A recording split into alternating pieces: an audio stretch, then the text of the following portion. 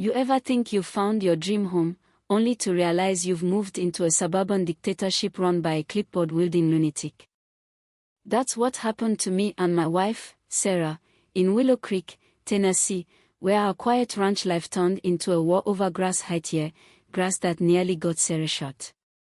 This is the story of how an HOA tyrant named Linda pushed us to the edge, uncovered the secret about my wife I never saw coming, and learned the hard way you don't mess with someone trained to win fights a lot bigger than lawn disputes. I'm Jake Turner, ex-Marine, 2 tours in Afghanistan, just looking for peace on our 15-acre slice of heaven. Sarah and I had it all planned: raise goats, fix fences, maybe sip some bourbon under the stars. She turned our shed into a yoga studio, helping local women de-stress, while I wrestled with tractor parts. It was the life I'd fought for, quiet, simple, until Linda Hargrove, Willow Creek's HOA president, strutted into our ward like she owned it. We met her at the Food Lion, her eyes drilling into Sarah like she was casing a suspect. "You're the new folks at the Miller place," she said, all sugar and venom. "I'm Linda, HOA president. We have standards here." Sarah, bless her, just smiled. "We're just here for our goats and some peace, ma'am." Linda's nose wrinkled at goats like we'd spat in her sweet tea. She tapped her phone, muttered something about pastoral charm, and clicked off, leaving a chill I couldn't shake. 3 days later, Linda rode up to our gate like she was auditing a crime scene, blazer starched, clipboard loaded, sunglasses screaming, "I'm in charge." Our goats bleated as she measured our grass with a ruler. Swear to God, a ruler, and counted our animals like they'd insulted her personally. "Grass too tall, livestock visible, shade color unapproved," she declared, handing us a violation list longer than my VA paperwork. Sarah stepped up, cool as ever. "Ma'am, the bylaws don't restrict livestock on our acreage." Linda's smile was pure ice. "Rules evolve, dear. Fix it in 30 days, or else." As her SUV peeled out, Sarah's eyes tracked her like a sniper. "Jake, she's not inspecting, she's targeting us." Linda became our shadow. She'd lurk by our mailbox, snap photos from her car, even trail Sarah at the feed store, her clipboard always ready. It wasn't about grass, it was personal. She'd watch Sarah hang laundry or tend our garden, binoculars flashing like she was on a CIA op. One day, as Linda tried photographing our goats from behind a stop sign, I grabbed Sarah's arm. "This ain't normal, honey. She's obsessed with you." Sarah's face went still, calculating. "She's studying Mimi routines, my moves. This isn't HOA nonsense, it's something deeper." Her voice had an edge, like she'd seen this kind of fixation before, and it hit me. Here was a chunk of Sarah's past I didn't know. Sarah didn't yell or confront Linda, she went surgical. She wrote a letter shredding Linda's violation notices, correcting typos and citing bylaws like a lawyer. "Dear Ms. Hargrove, thank you for your note. I fixed some errors for clarity." It was polite, brutal, and beautiful. Linda lost it, unleashing a swarm of city inspectors to nitpick our land: goats too close to fences, shed too rustic. I was ready to flip, but Sarah. She was in her element, documenting every visit, photographing inspectors, building files like a Pentagon clerk. "How do you know this stuff?" I asked one night, watching her sort papers. She smirked, barely looking up. "Some jobs teach you to be ready for anything, Jake." The truth slipped out at the feed store, where 2 gossipy ladies spilled the beans. "That Hargrove woman's got it out for your wife," one whispered. "She's got old newspapers, digging into some army accident from years back." My stomach dropped. Army accident. That night, Sarah was at the kitchen table, staring at a news clipping, her face tight.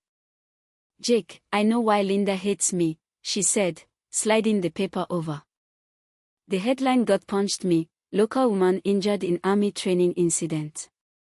Emily Hargrove, Linda's sister, hat in a drill, a career tanked.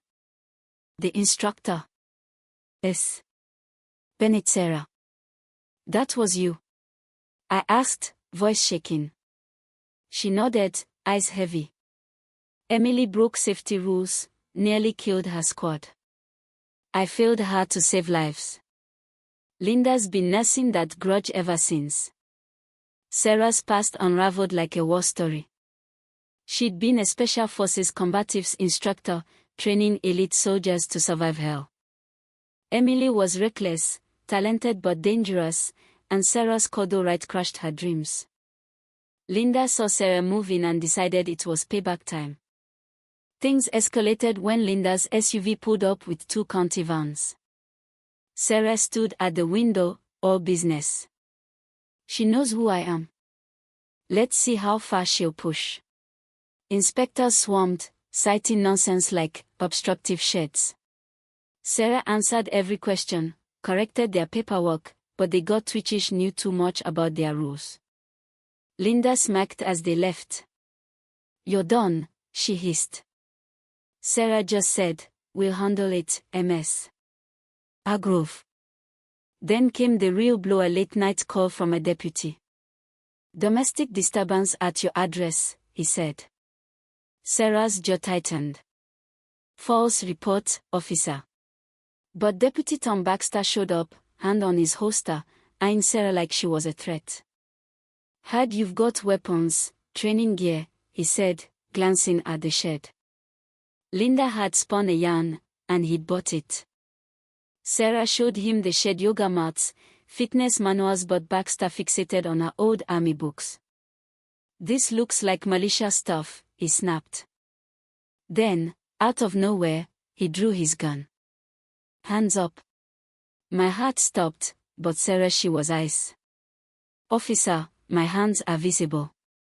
You're breaking protocol. Name the threat. Her voice was calm, commanding, like she'd faced down worse. Baxter, rattled, shouted, don't move.